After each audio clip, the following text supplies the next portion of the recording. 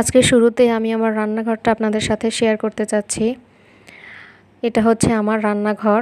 এই অবস্থা করেছে আমার বড় মেয়ে। সে এসে আমার কাছে আবদার করলো, আম্মু কিছু একটা রান্না করতে চাচ্ছি। তো ভাবলাম করুক, মেয়ে মানুষ, রান্না করা শিখতে হবে। তো আমি বললাম কি রান্না করবে? সে বলল সারপ্রাইজ। তো সাহায্য করতে চাচ্ছিলাম, সে বলল আজকে তোমাকে সাহায্য করার দরকার নেই, আমি একা একাই করব। তো সে একা একাই কাজ করছে, তবে আমি তার আশেপাশেই ছিলাম যে দেখি সে কী করে।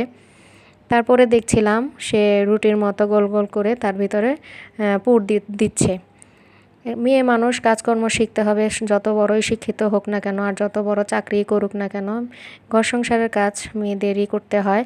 তারপর দেখছিলাম সে মোমোর মতো শেপ দিয়েছে, যদিও সুন্দর হয়নি, তারপরও আলহামদুলিল্লাহ সে যে চেষ্টা করেছে এতেই আমি খুশি।